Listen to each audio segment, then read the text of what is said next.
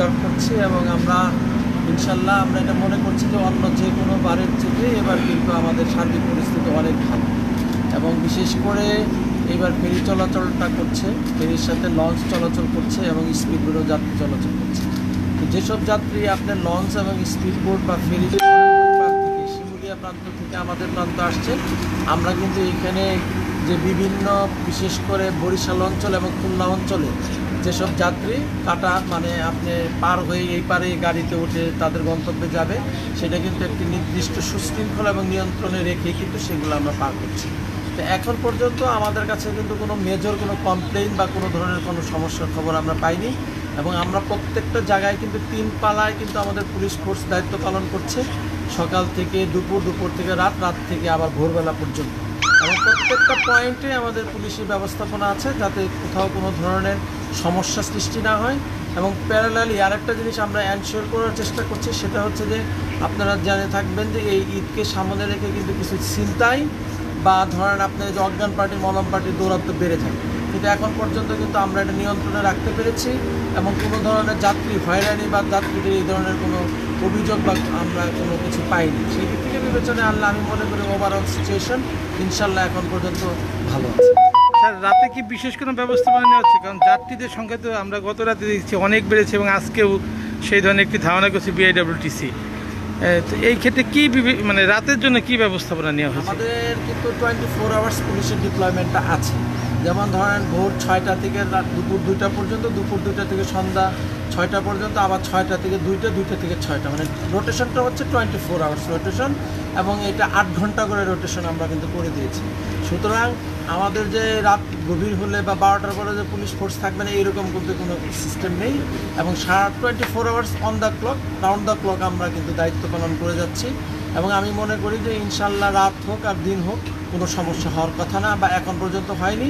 আর যেহেতু আর একটা দিন আছে, আজকের দিনটা এবং আমার আগামীকাল 2টো দিন আছে, আমরা এই ফিল্ডে আসি থাকবো এবং যাত্রীরা যাতে নিশ্চিন্তে তাদের গন্তব্যে পৌঁছাতে পারে তার জন্য যা যা করা প্রয়োজন ইনশাল্লাহ আমরা করে যাচ্ছি। Thank you. দেখতে পাচ্ছেন মাদারীপুর পুলিশ সুপার জনাব গোলাম মোস্তফা রাসেল, তিনি সহ পুলিশ ঊর্ধ্বতন কর্মকর্তারা এই মুহূর্তে বাংলাবাজার ঘাট পরিদর্শন করছেন এবং এক্ষেত্রে কি কি ব্যবস্থাপনা নেওয়া আছে সে বিষয়টি কিন্তু তিনি আমাদেরকে জানালেন এবং রাতেও যে তারা বিশেষ ব্যবস্থাপনা নিয়েছেন সেটিও কিন্তু তিনি আমাদের নিশ্চিত করলেন এবং এখন পর্যন্ত তিনি দাবি করলেন যে গত যে কোনো বারের চেয়ে এবার অনেক বেশি যাত্রী পার হচ্ছে এই নেউরুট হয়ে এবং তারা যাতে গন্তব্যে বা বাড়িতে ঠিকমতো পৌঁছাতে পারেন সেজন্য যে সকল ব্যবস্থাপনা নেওয়া হয়েছে সেটি তিনি আমাদেরকে জানালেন।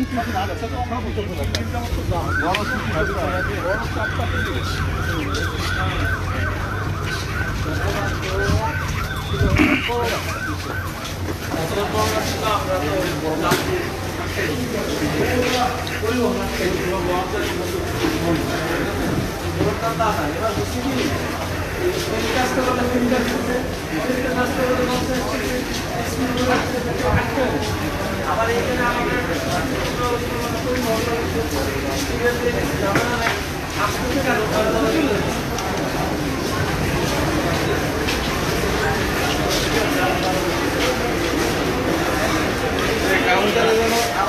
টাকা বাড়া বেশি না নাই একটু খেয়াল রাখবেন। ম্যাজিস্ট্রেট একটা দরজা সব কাউন্টার খোলাইছে। আচ্ছা ঠিক আছে, একটা দরজা খোলাইছে।